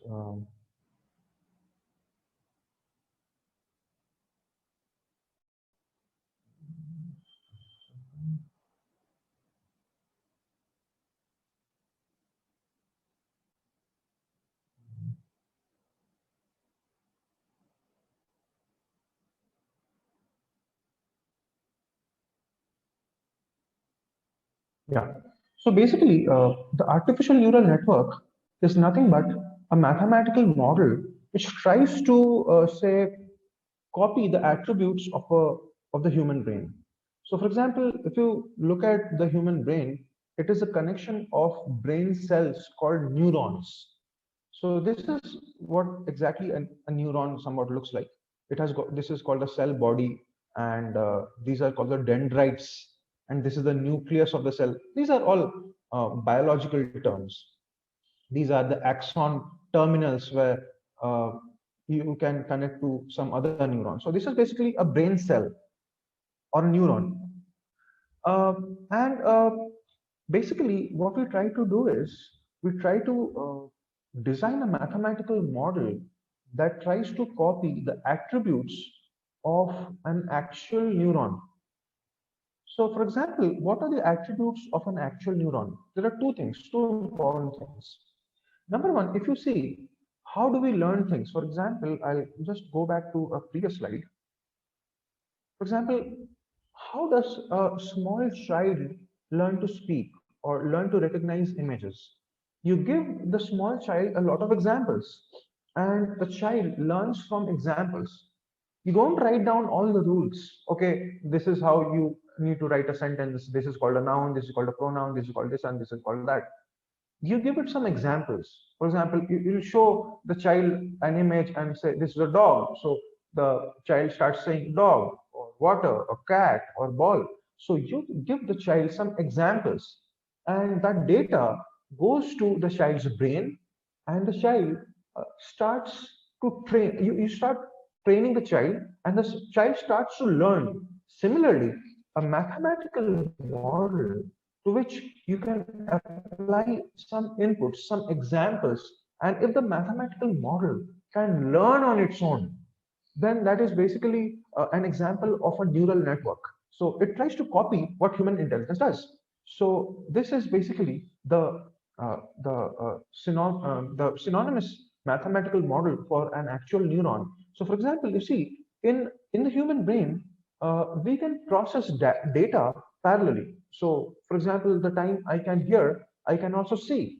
So multiple data streams can enter my mind in a parallel manner. So for example, there is one input to my brain, input one, there's a second input to my brain, input two, there's third input to my brain, input three, and so on. There can be n inputs to my brain, and my brain can process all the data parallelly. And then after that, after processing the data, it can take some decision. It can give you some output. For example, say if I feel that it is very hot over here, I'll switch on my fan, I'll switch on my AC. So some data comes into my brain, I process it, and after that, after processing the data using some logic, what I'll do is I will take some decision. So there is some input to the brain and there is some output. So this is how the human brain works. And we are trying now to design a mathematical model for that. So basically, the neural network is nothing but a mathematical model which tries to copy the properties of a human brain. So maybe you'll understand a little more about it later on.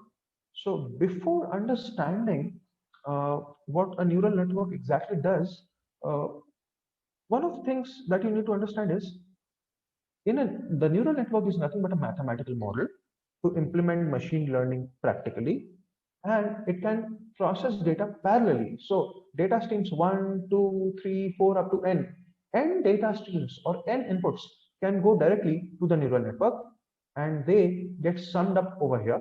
And after some processing, you get some output, which is nothing but a decision. What this bias does and all, I'll tell you later. So this is basically a basic neural network. It tries to copy the properties of the human brain or the neurons. So now I'll introduce a little bit of mathematics. So basically, machine learning and data analytics and AI has to do with a little bit of mathematics, some amount of mathematics. So the prerequisites to understanding AI is generally vector calculus, basic calculus, probability theory, and linear algebra, matrices. So I'll introduce you some of the mathematics. I'll introduce some of the basic mathematics needed for understanding AI-based systems. First of all, I'll try to introduce the concept of activation functions. I'll try to finish it off within 20-25 minutes. So please bear with me for the rest of the session. So first concept is that of activation functions. So how humans analyze data and how humans, after the analysis, how do they take a decision? So the mathematical counterpart of this decision process can be mathematically modeled and understood using activation functions. So the first activation function is the heart is the hard limiting function or the hard limit function. What this means is, say for example, how do we define the hard limit function? So hard limit of n is equal to 1 for n greater or equal to 0, and hard limit of n is 0 if n is less than 0. Look at the figure over here. So here n is the input and a is the output. See how this hard limiting function is working. So if you have negative values of n that is lesser than 0, minus 1, minus 2, minus 3, minus 4, minus 5, what is the output? It is 0. For positive values of n after 0, 1, 2, 3, 4, what is the output? It is 1.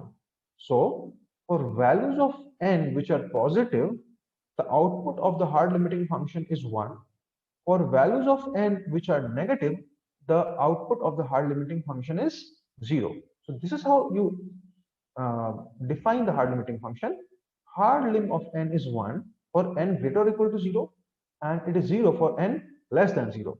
So this is basically the mathematical definition of a hard limiting function. And although it's a verbose mathematical concept, I'll try to relate it to a real life application. Say, suppose, why is it used? How and why is it used? So, for example, you want to cast your vote in an election. So, when are you eligible to cast your vote? If you are 18 years or above. So, for example, this x-axis, say, it represents the age in years, and the y-axis represents the eligibility, whether you are eligible to vote or you are not eligible to vote. So, for example, what is the threshold? 18 years. If you are 18 years or above, 18, 18 and a half, 19, 20, 21, 22, and so on, you are eligible to vote. But if you are not 18 years of age, if your age is less than 18, 17, 16, 15, you are not eligible to vote. So you see, there is a clear or sharp boundary at 18 years. Before 18 years, the condition is something else. After 18 years, the condition is something completely different. So there is a clear boundary which separates the data.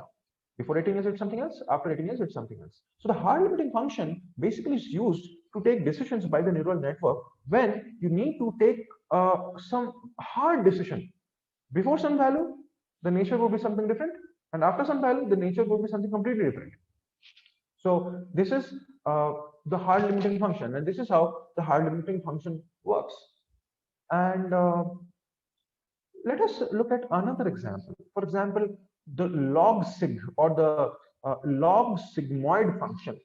So this is another kind of decision that the neural network needs to take. For example, log sig or log sigmoid of x or log sigmoid of n is defined as 1 upon 1 plus e to the power minus n. So the graph is something like this. For negative values of n, the graph goes something like this. At 0, the graph is something like this. For positive values of n, the graph goes something like this. So the graph is something like this. A smooth change from the negative values towards the positive values. See, it is not like the hard limit function. The hard limiting function is a sharp change, a sudden change. Before 0, it is something. Just after 0, it jumps. So there is a sudden jump, a sudden change. But in case of a log sigmoid function, the change is not sudden. It's a gradual change, slow change. So, for example, if you ask a neural network to tell you whether it's hot or cold. So, for example, you decide the threshold at 35 degrees. So, say, for example, if 36 degrees is hot, you need to turn on the fan and the AC. It does not mean that 34 degrees is cold, right? So there cannot be a sudden change. The change from cold to hot will be slow. It will be a slow and gradual change. So over there, you cannot use the hard limiting function. The change cannot be sudden, but it has to be a slow change from cold to less cold to warm to hot. So at 35 degrees, you cannot have, it will make no sense to have a sharp change in threshold at 35 degrees. It's something like this.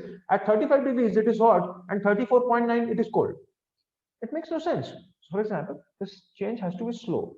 So these sort of functions, which which exhibit a slow change can be used in a lot of practical applications, but there is no clear or sharp boundary. This is called a log sigmoid function or a log sig function. So these sort of functions are also necessary. What I'm trying to tell you fundamentally over here is you need to design a mathematical counterpart of a thinking process. You need to translate the thinking process into a mathematical model. So the decision process, we are trying to design a decision process, a mathematical decision process based on practical situations. So these are some of the common activation. These are called activation functions, by the way, or transfer functions. These are some of the common activation functions. This is the hard limiting activation functions. This is the symmetric hard limiting function. This is a linear function. You can see a linear change over here, saturating linear. Then after that, you've got the log sigmoid, hyperbolic tangent, and positive linear, and so on. So these are some commonly used activation functions that we use. Now I'll come to the mathematical model of a single input neuron. So this is something very important over here. So say a neuron, a brain cell, what does it have? It has got some input and it gives you some output. So let us say this block over here is a single neuron, a single brain cell. I'm trying to design a mathematical model of a neuron because in machine learning, we're trying to copy the attributes of the human mind. So I'm trying to design a mathematical model of a neuron. So suppose over here, we have got a single neuron. So P is the input to the neuron. There is only one input to the neuron, that is P. And there is some other input that is called B. P is the input, B is called the bias. What the bias does, I'll tell you later on. So, so there is some input P and there is some input called B, which is called the bias. And F stands for the activation function to the neuron. This is the activation function. So it can be a hard limiting function, it can be a log sigmoid function, any other function. This is basically the mathematical logic to take the decision, and A is the output. So I'll reiterate, P is the input, A is the output, B is something called bias. What I mean by bias, I'll explain to you. And over here, there is something called W. W are called weights. What do I mean by that? When we're trying to design a mathematical model of a neural network, what we are essentially trying to do, we're trying to design a mathematical system that works or behaves in a manner that humans do. So for example, if some data goes to your mind, it creates some experience, right? It will give you some idea. So for example, when you're a small child, you're riding a bicycle, and suddenly when you are riding a bicycle, you see there is some sand and you fall down, and when you fall down you get hurt. So that experience, that data goes to your brain, that creates an example, that creates an experience for you. If I ride my bicycle, when there is sand I may fall down, and after that I'll get hurt. So this data, whatever happened to you riding the bicycle, there is some sand and you fell down and you got hurt, that creates, this entire thing creates an experience in your mind. So what will happen is your mind will store that experience and that data, and next time when you see sand, maybe you'll get down so that you don't get hurt, right? It's something like this. So whatever input goes to the neural network creates an experience. We generally denote the experience by the letter W, called weight. Technically, we call the experience weight. So inputs create weights, and any input P will create a weight W. And B is some additional parameter which will tell the neuron when to take some action, whether you want to take the action right now or whether you want to take the action sometime later. I'll come to that. So this P and this W. So P creates W and B is some additional parameter. So the decision will be taken by the activation function. So what will be the input to the decision block? W into P, weight into input plus the bias. So this will go to the activation function block. And finally, the decision will be taken and you'll get some output A. So A is equal to f of W into P plus B, where W is the weight or the experience the data creates, and P is the data. B is the bias, which tells the neuron when to act now or act a little bit later. Okay. So this is the mathematical model of a single input neuron. So it's not necessary that a neuron will always have only one input. It can have multiple inputs. I'll quickly go to the multiple input neuron also. Before that, I'll just give you an insight of what the bias actually means. So for example, if you have got no bias, say the value of B over here is 0. Let us say B is 0. Then if the value of B is 0, then what will be the output? A is equal to f of W into P, because B is 0. So in that case, say if you are using a hard limiting function, in that case, the output, the decision will be taken exactly at 0, because W into P is equal to 0 means, for example, if you need to take the output, N is equal to W into P is equal to 0, which implies P is equal to 0. As soon as you get the output, as soon as you get the input, you start judging what to do and you produce the output. But whereas if you have a bias B, and if you use a hard limiting function, W into P plus B is equal to 0, which means P is equal to minus B upon W. So you have shifted. See, this graph over here has shifted leftward. For example, if this is positive, then the graph would shift rightward. So you are shifting the decision. You can shift the decision leftward or you can shift the decision rightward. So it's something like this. You are deciding when to take the action, when to produce the output. You want to produce the output right now or later on. So this is what the bias does. So after that, maybe this concept would be a little new to you, and maybe it will take a little time to sink in. But if you go over it a few times, you'll definitely be able to understand what I mean. And after that, a neuron which has got multiple inputs. So it's not necessary that a neuron will only have one input. It can have multiple inputs. For example, P1, P2, P3 up to PR. So in this case, here you'll have multiple weights, W1, 1 for the first input, the weight or experience created by the first input. Then you'll have, for example, 1, 2 for the second input, 1, 3 for the third input, 1, 4 for the fourth input, and 1, R for the rth input. So multiple inputs will create multiple weights or multiple experiences. In real life also, in any situation, we generally get multiple data inputs and multiple experiences are created. For example, if I go to sea beach, for example, if I go visit some place, or maybe if I go to a hill station, for example, what I'll see maybe long trees. That is one example. And I'll feel cold, so I'll need to wear a jacket. People generally drink tea and coffee. So multiple inputs. I can have multiple inputs to my brain, and multiple inputs will create multiple experience or weights.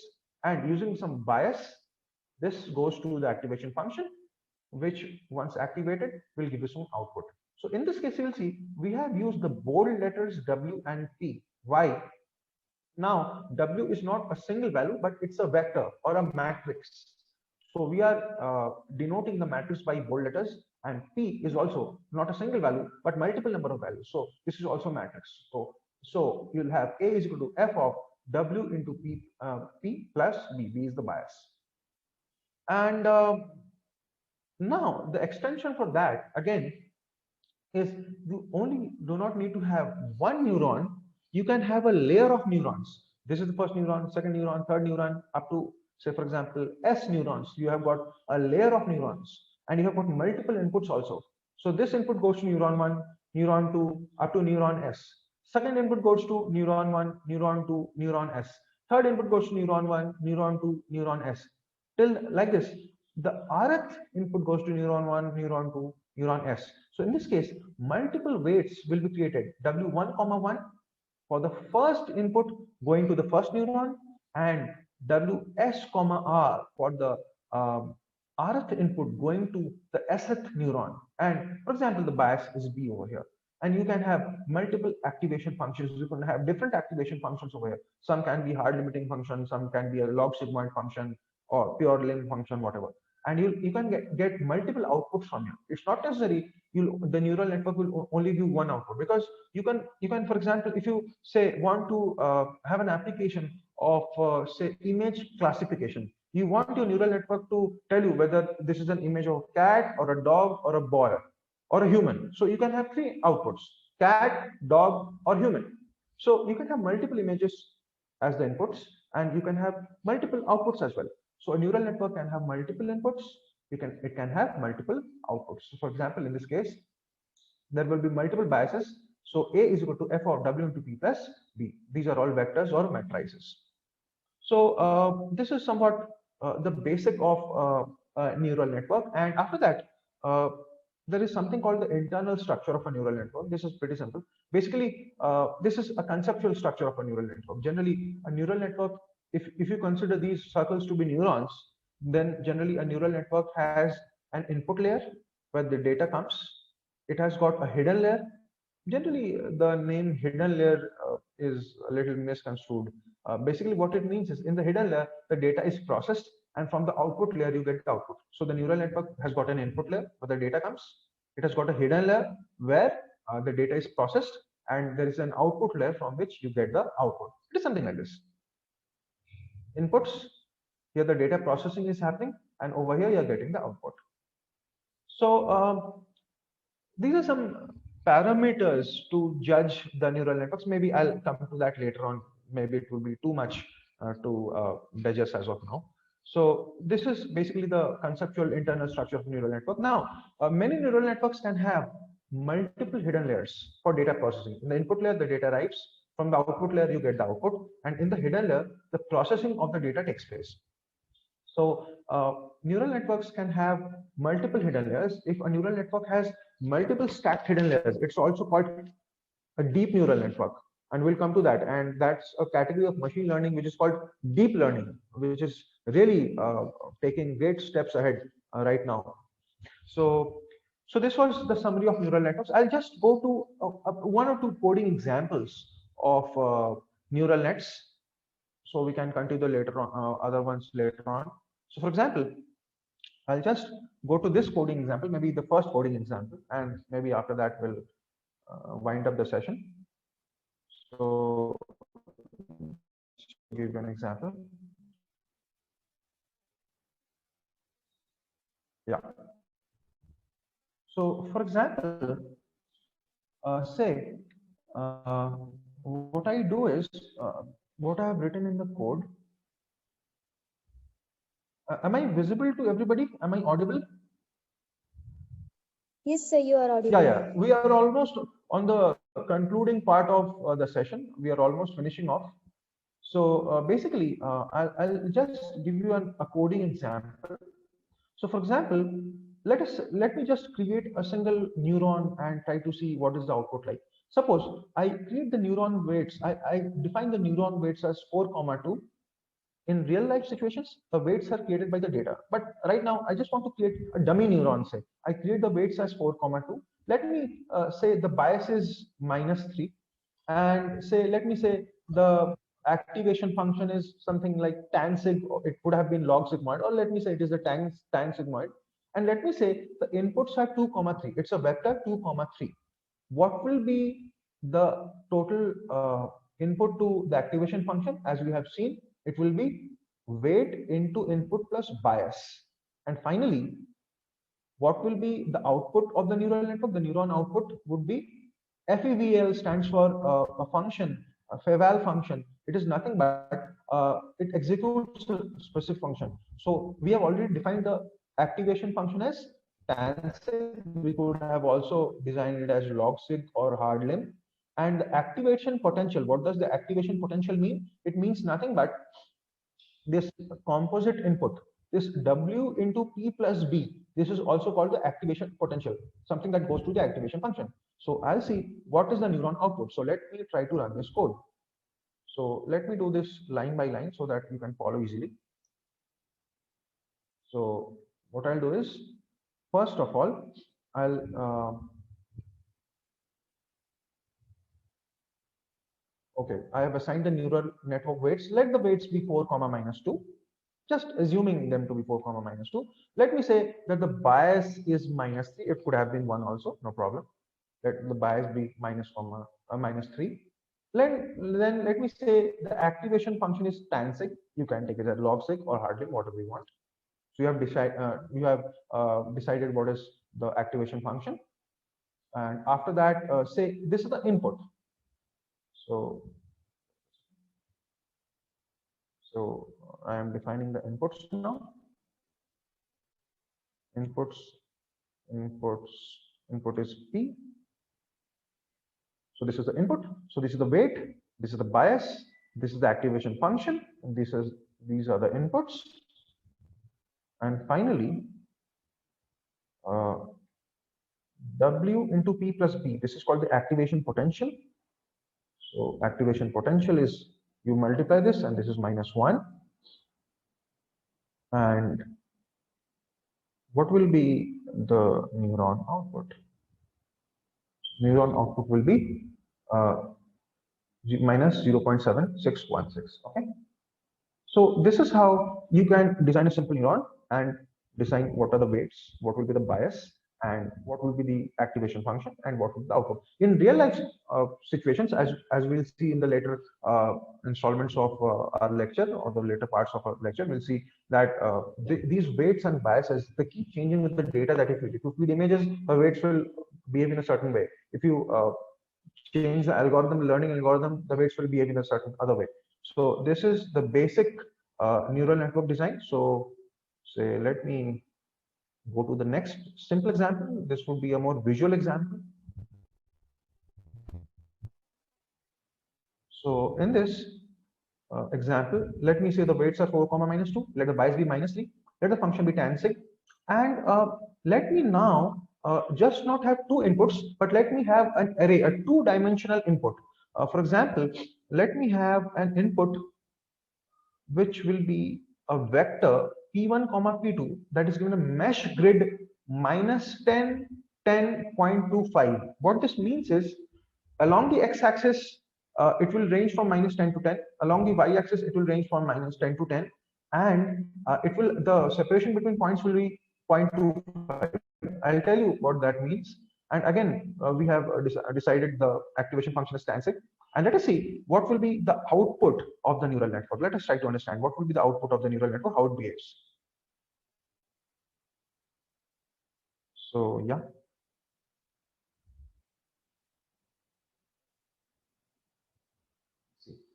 So this will give you a little more insight. So these were the weights. This is the bias.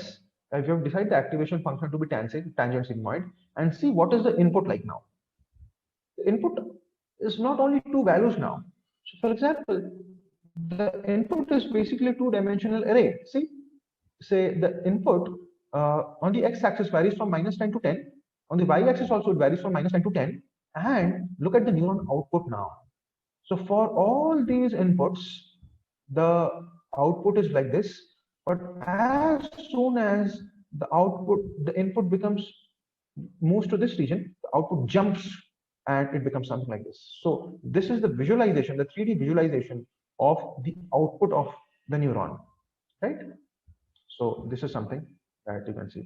So, and finally, maybe this will be enough for the day, I guess.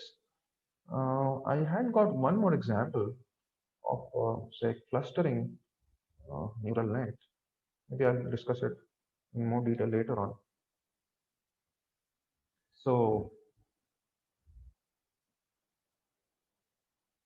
for example, what I have done over here is, this is the last example for the day. So I have got two sets of data. For example, say this is data set 1 and category 1, and this is category 2. I want the neural network to separate or categorize this entire data set into two groups based on whatever it can find, whatever difference it can find. So these are the circles and these are the addition of plus signs. And see what the neural network has done. I have created a neural network and it looks something like this. There are basically two types of input, and this is a hard limiting function. W stands for weight, B stands for bias, and there is one neuron in the output layer, two neurons in the input layer, one neuron in the output layer, two neurons because we have got two types of inputs, one output. It has just got to classify, and there is a hard meeting function. There is a weight factor and a bias factor, and what it is doing is separating. It is separating the inputs into two categories and producing an output. So this is category 1, this is category 2. So what I've done in the code is very simple as well. So I've taken the value of n is equal to 20, and I have generated some random inputs. So these stars over here, these addition signs and these circles that you see, these are some random numbers. I have basically designed a perceptron. This is a very fundamental sort of a neuron, and I have trained it with this x and values, and I have also plotted the decision boundary over here. So this is the decision boundary. This is the boundary which the neuron thinks is the boundary between category 1 and category 2. So I have actually shared these code files, and you can actually go through them. And I think this is enough for the day. And to finally wind up, so what we had seen, this is just the concluding session. And what we had seen is AI and ML is a domain which is now extensively being used because of the availability of data that you have and the computation and power that we have nowadays. And apart from that, to understand AI, ML, and ML, you need to understand how the brain works, how the mind works, how machines learn. They learn. We try to create systems, mathematical models, which try to follow the learning capability of the human brain. And basically, breaking into the field of AI, to summarize, try out some problems, work on some projects. You can post on GitHub. You can go to Kaggle competitions. You can, if you're a little advanced, you can read some research papers. You can attend some workshops and conferences. You can obviously join some community. There are a lot of communities on AI, and it's basically a journey. If you start now, you'll keep on learning. The first day you may not grasp everything completely, but definitely this will get you started. And yeah, this is something. This is, for example, if you can follow some people. For example, these are the Turing Award winners of 2018: Joshua Bengio, Jeff Hinton, and Ian LeCun. They are also called the godfathers of deep learning. Generally, you can follow some people. For example, the Turing Award is the computer science equivalent of the Nobel Prize, and